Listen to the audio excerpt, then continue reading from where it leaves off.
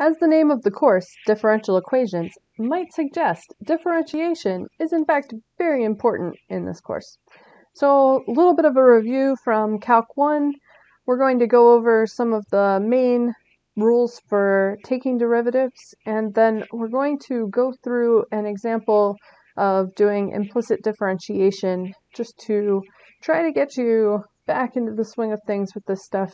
And you'll notice a linkage between the notation of implicit differentiation and the notation in our differential equations course. All right, first up, some rules.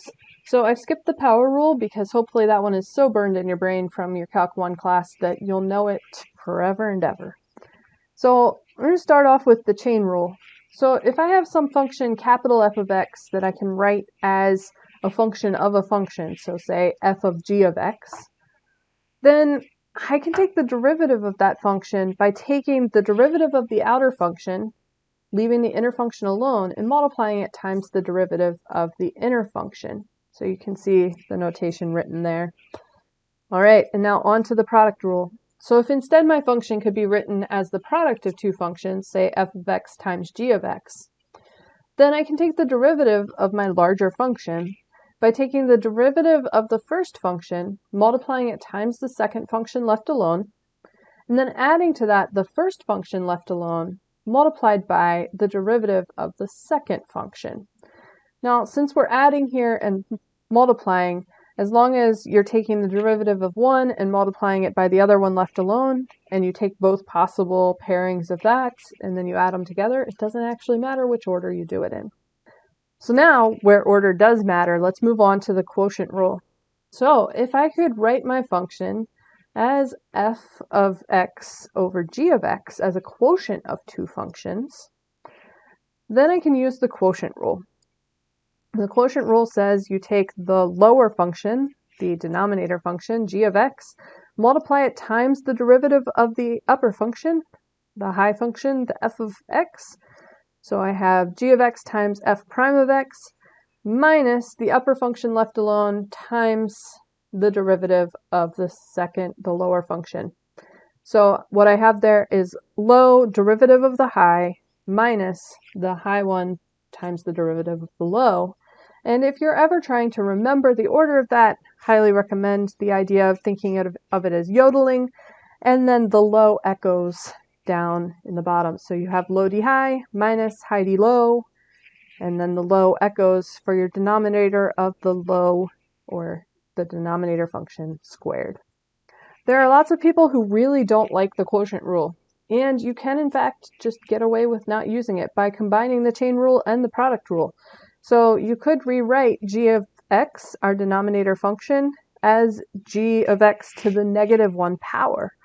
So you could take it to the negative 1 power and throw it up in the numerator, so it would be f of x times g of x to the negative 1 power.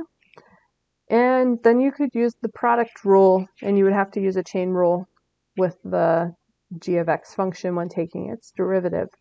And there are lots of people who opt for that route. If you're one of those people, it's totally fine.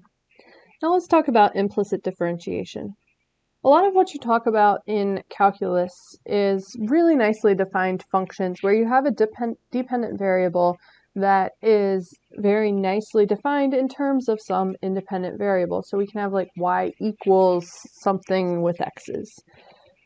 Now, implicit differentiation gets covered a little bit in calculus, and we're going to be dealing with it more in this course.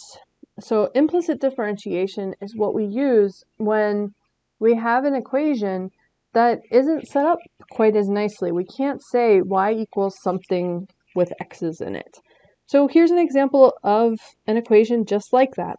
So I have x squared minus 4xy plus y squared equals 4. I don't have any really nice way of defining this as y equals something. So instead I'm going to use implicit differentiation. So what we do for that is we're going to take the derivative of both sides. So taking the derivative of both sides, I have d dx of each side. Now, the left-hand side is a sum setup. So remember when we take the derivative of a sum, it's like taking the derivative of each of the parts of the sum and adding them together, or in this case, I have a subtraction sign too.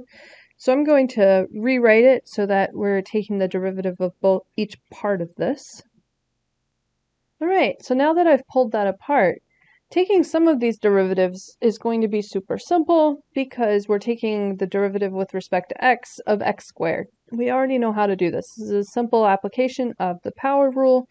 So this first term is going to be 2x. Similarly, I know how to take the derivative of a constant on my right-hand side of my equal sign. So d dx of 4, the derivative of a constant with respect to any variable, is going to be 0. So that leaves my two terms that have y's in them. Now remember, y is a function of x. So I could really be thinking of this as the y's are like an f of x type of deal. So in this case, what I have here in my second term is I have 4x times some function of x. This is the perfect setup where I need to apply the product rule. So the product rule says I'm going to take the derivative of the first term, so 4x, I'll take the derivative of that, which is just 4, and then I'm going to leave the second term alone, and then I'm going to add to that the first term left alone times the derivative of the second term. The derivative of y is dy dx.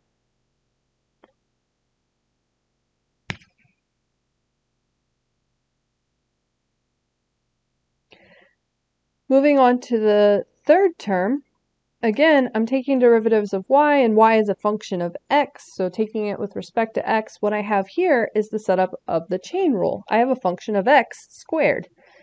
So I'm going to apply the chain rule. So this will be 2 times y, that's the derivative of the outer function, and then I need to multiply it times the derivative of the inner function, my inner function here being y, so I'll multiply times dy dx.